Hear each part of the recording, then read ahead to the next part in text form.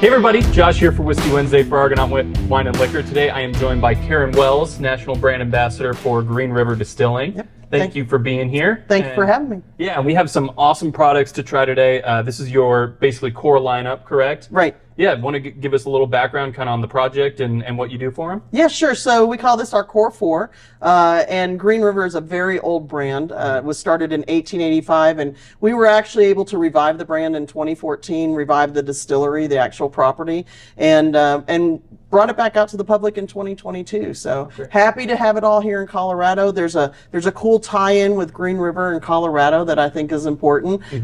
Huge brand from 1885 to 1918. This was the official whiskey of the United States Marine Hospital back then. For 18 years. It was a medicinal whiskey. And the original slogan to Green River was the whiskey without a headache. After Prohibition, you can't make medical claims with alcohol. And so we are officially the whiskey without regrets. And so we enjoy it. Now, the tie-in to Colorado is that this was the most widely advertised whiskey in the world, so you could literally find it everywhere. But on top of that, it was also considered the most expensive whiskey ever sold. So a man here in Colorado traded his shares of his Colorado gold mine called the Forest Queen for 20 barrels of Green River whiskey. Well, the Forest Queen had two locations. One was in Crested Butte, and one was in Cripple Creek.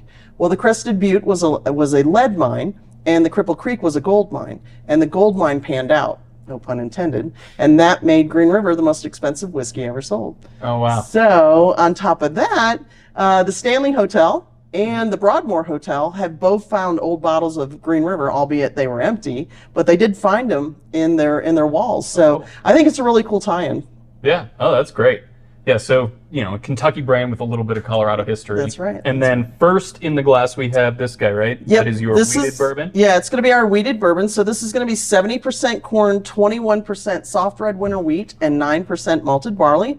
It is a 5-year-old profile on this and comes in at 90 proof.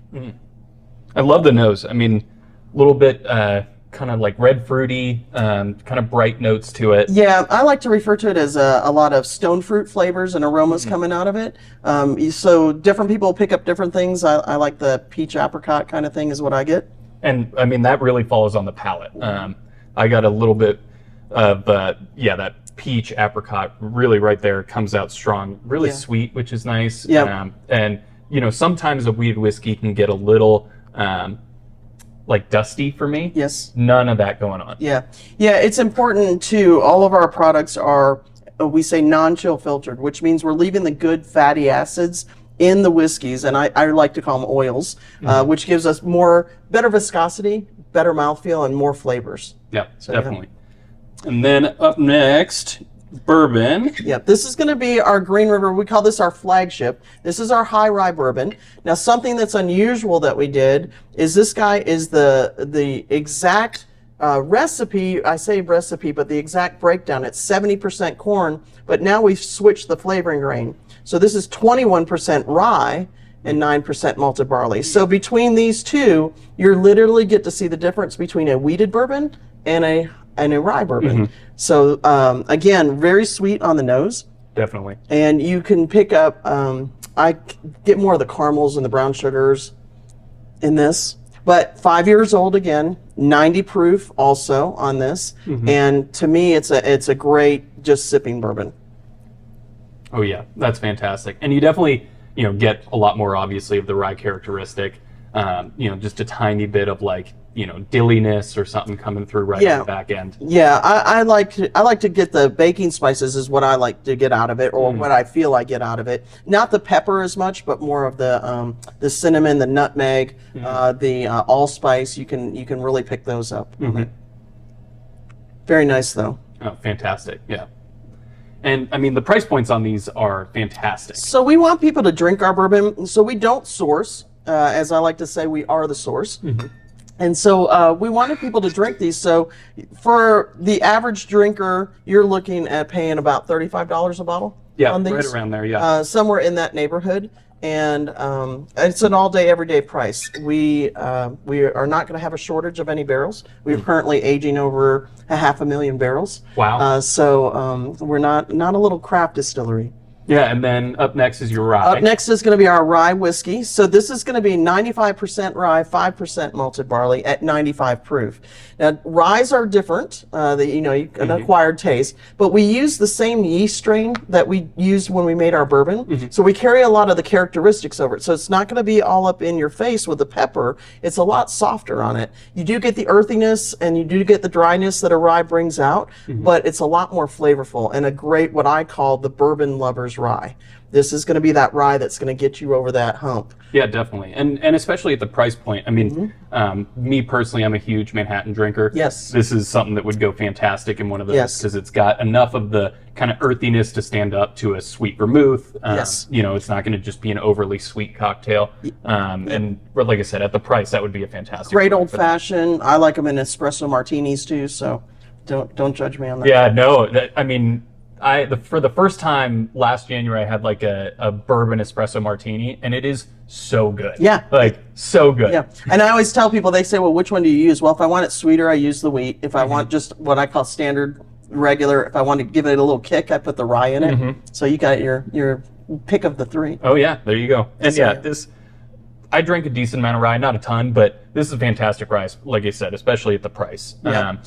And the thing is too, is that you want to try, if you're wanting to try to like ryes and get into them more, this is going to be the guy that's going to do it for you at $35. Typically, from a consumer standpoint, rye whiskeys cost the consumer more. It's a harder grain for us to work with, and it's a more expensive grain for us to buy from the farmers. But again, like I said, we want people to drink the bourbon, so therefore we just line priced it at the same price. That's it. Do you know why rye is more expensive? It's a harder grain to grow. So for us, like, we will source all of our grains from in and around Kentucky, our corn and our wheat. But our rye and our malted barley that we use, we actually get it from the Pacific Northwest. So we have to ship that in. And so it's just a different, more difficult grain to grow. Interesting. Yeah. So yeah, what's this last one? So the last one, boy, this is a sweet one right here. This one just came out last June. This is called our Green River Foolproof. So the mash bill on this is 70% corn, 21% rye, 9% malted barley. But what we did this time is we used older barrels. So we used 5, 6, and 7-year-old barrels. We married them together, and how it proofed out is what it came out at. So this particular one is 117.3. And it retails for $50 a bottle in that neighborhood. Yeah. And this is just, to me, and just so flavorful on the, not only on the aroma but on the palate as well. 117.3 kind of scares some people sometimes. I say it drinks closer to like 100 proof. It does not drink as its proof states. So full of flavor too. Yeah, on Whiskey Wednesday we say all the time, you can always proof things down. Yes. You can't bring them back up, right? Yes. So something at 117, that's not crazy for a cask strength. No. That's pretty manageable, and the flavor on it definitely. I mean, you get everything you kind of get here, just amplified. It is. It's just amplified. It's got a darker, richer color. Of course, we're using older barrels. The flavor holds longer because it is the higher proof. It drinks great neat. You can also use it in mixers too if you want to. There's nothing wrong with that. You're just gonna up your game in your old fashioned or in your Manhattan. That's the only difference on it. So well, and if you look at things like even like the Buffalo Trace Antique Collection, that was originally designed for cocktailing, right? To stand up to cocktails with the higher proof. So of course you should. If you want a great cocktail, use something like this. If you want, your everyday Tuesday night cocktail, use something else. But this is perfect for making old fashions, a Manhattan if you wanted to, something like that. Now, 2 last things that I'm going to tell you about. So all of the bottles are uniquely shaped. That's because they're in the shape of a horseshoe. That's part of our original logo from 1885. And we did that to honor the history of the brand. What we did not know that we did is by creating that little gap right here, you actually get a drinking game. So we call it Shoot the Shoe. That's awesome. You can have some fun with it. It was a happy accident, as we like to say. And I think that the last thing that I want to share with everybody is that in Kentucky, we go by our DSP numbers, which is Distilled Spirits Plant. In Kentucky, they were handed out in order. And our DSP number is 10. We are the 10th oldest licensed distillery in the state of Kentucky. So that's pretty significant. Maker's Mark is 44, Buffalo Trace is 113, Jim Beam's 230, and we're 10. So that's how old this brand is, and we're very honored and happy to have it and have it back up and running. Yeah, it's probably one of the oldest currently operating ones in Kentucky. We are one of the older ones currently operating in Kentucky. And again, we do not source. We are the source. That's great. Yeah. Well, Karen, thank you so much. And guys, Thank if you haven't tried these, definitely come down and try them. We're coming to visit you guys in Kentucky in a few weeks, and we're super excited. So there may be something cool coming out of that. Keep an eye out. But before that happens, come on down, give these a shot. Cheers. Cheers.